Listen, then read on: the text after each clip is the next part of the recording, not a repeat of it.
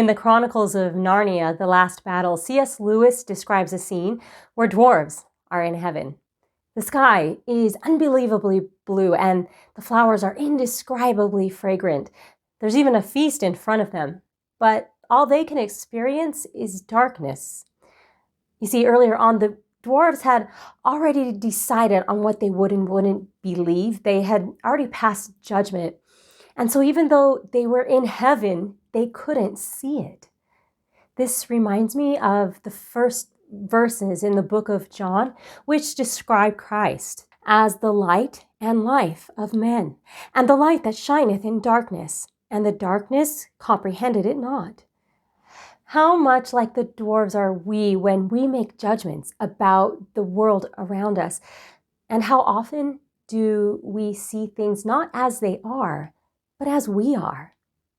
Paul said, "For now we see through a glass darkly, but then face to face.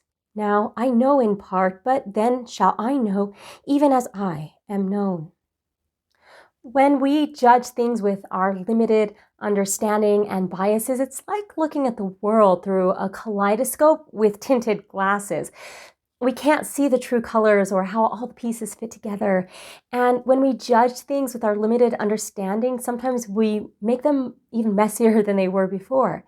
But if we can see things with what Paul calls the mind of Christ, then we replace our own limited understanding with God's, and we begin to see things we never saw before. So how do we see what we can't see? By following Christ's command to judge not, that ye be not judged. When my kids were going through a program for OCD and anxiety, they learned mindfulness. And one of the techniques they learned was to use non-judgmental language. For instance, this is a marker. It's round, it's smooth, it's black. That's non-judgmental language. Judgmental would be like, this marker is too fat. This marker is better than every other marker out there. And this marker is weird. Now, obviously, there are times where we need to gather information and use our logic and reason to make decisions. This is not unrighteous judgment. For instance, if I'm driving down the freeway and I notice that the lane's going slower than normal, I might make the decision to merge into the next lane. But if my mind is crowded with thoughts of, these people are the worst drivers, or I hate driving home at this time, then my mind might not be receptive to light and truth, to maybe that warning in my heart or that gut feeling that might be telling me just to stay put.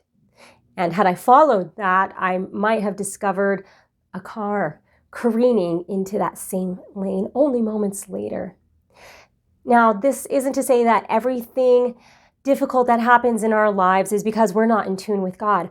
I'm simply asking you to consider how much of what we experience in this life is, well, like the dwarves, a reflection of our own judgments, basically judging us.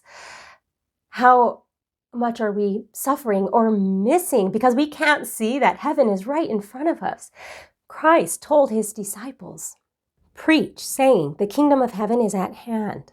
Or in the Greek, the kingdom of heaven has come. Are we putting ourselves, others, and even God into a box? Or in the case of the dwarves, a dark stable, because it's what we're comfortable with. Because we've already passed judgment that this is the way things always have been. This is how they are. This is how they always will be. What if there are things we had never considered and couldn't possibly begin to understand without the spiritual discernment described in the 2nd chapter of 1 Corinthians? What glorious fruits and indescribable colors are we missing because we're constantly replacing God's truth with our own, or as C.S. Lewis calls it, shadowlands? If you desire to comprehend more light, might I suggest just starting off by becoming more mindful of the adjectives that you use to describe yourself and others in the world around you. And as you begin to notice any unrighteous judgments popping up, just repent. Thank you for showing me the darkness, and I'm sorry. Please Help me to see this in a new way. I love you. Please forgive me. Then as you begin to understand more and more truth and receive more and more light, I would encourage you to pray and ask God for more understanding about the following, which is that Christ has already burst through all the darkness in creation. The resurrection is already present and with us, and he has already rent the veil between heaven and earth. Christ has already done it all. And now the rest is simply up to us.